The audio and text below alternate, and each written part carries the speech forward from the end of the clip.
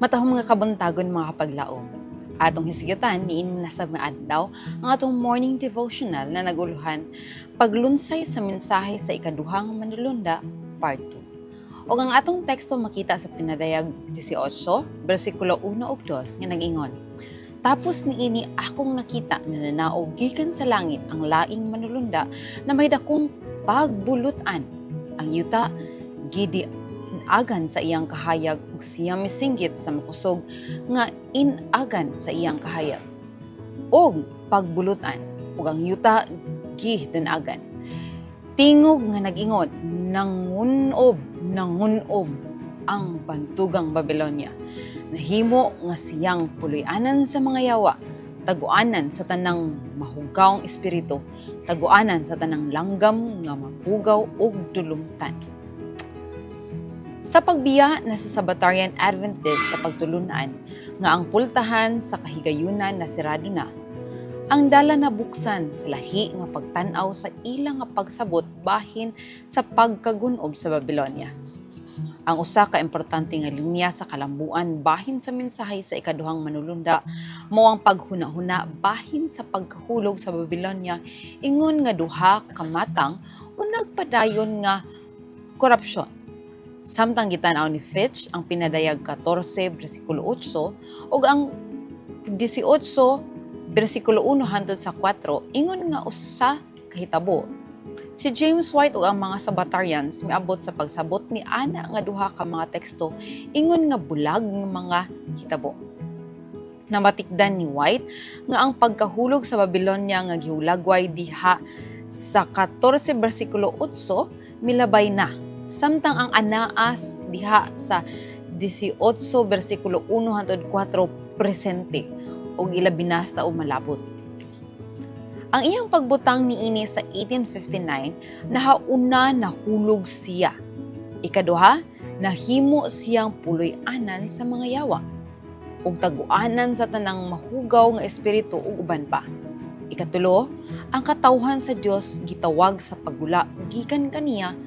Og ikaupat, ang iyang hampak gibubo ibabaw kaniya. Busa bisan nagtuo ang mga Sabbatarians nga ang relihiyoso nga kalibutan nakahimo og seryoso nga kasaypanan sa sayo nga bahin sa 1840 sa pagsalikway sa biblikal nga pagtulunan labot sa ikaduhang pag-anhi ug sa paglutos sa katawhan tungod sa pagbaton ni ana nga pagtulunan. Nga ang pagkahulog sa 1840 maulamang ang sinugdanan sa kalibo. Ang mga kalambuan sa dili pa matapos ang panahon maghatod sa mga iglesyang ngadto sa dugang kadaghang seryoso nga moral ug doktrinal nga kagubot hangtod ang Dios sa katapusan mo sa likway ni adto nga wala pay paglaom nga nangalibog nga mga iglesia nga nagpili sa pagkahimong bahin sa Babilonia. Miuyon si Ellen White sa pagkubad pag-usab sa iyang bana nga ang pagkagunob sa Babilonia ingon nga nagpadayon apan sa ngadto-ngadto mouswag pa siya saylo ni ana.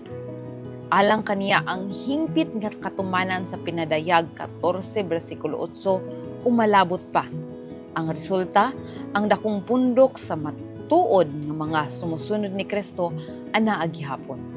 Diha sa mga iglesia gawas sa Adventismo. Busa ang Babilonia, nalibog apan wala pa mahulog sa hingpit. Saylo ni ana, ang tawag sa pagbiya sa Babilonia wala pa moabot sa tibuok nga kusog hantod sa dili pa ang pag-anhi ngadto ang Babilonia sa katapusan makompleto na sa nagpadayon nga pagkahulog niini. Ang resulta, nag-angkon siya nga ang tawag sa kumuha kamo kaniya mga tawo ko sa pinidayag 18:1-4 magsakop sa katapusang pasidaan nga ihatag ngadto sa mga nagapuyo sa yuta. Ginoo, dili ang tanang nagtuo sa makanako. Tingali adunay maayong mga katarungan alang ni ana.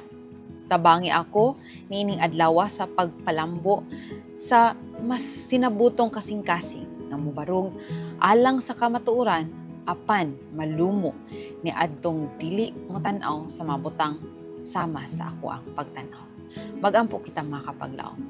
Dios nga balaan, kami nagdayig o nagpasalamat kanimo sa lahi na pod nga adlaw nga imong gipiyal ka na among ginaampo nga tagaan mi nimo kasing-kasing nga masinabtanan Ginoo alang sa pag-discern kinsa ang mahamiling kalag nga nanginahanglan sa imong gugma pinaagi ka namo karon nga adlaw. Daghang salamat o Dios kini among giampo sa ngalan ni Jesus. Amen.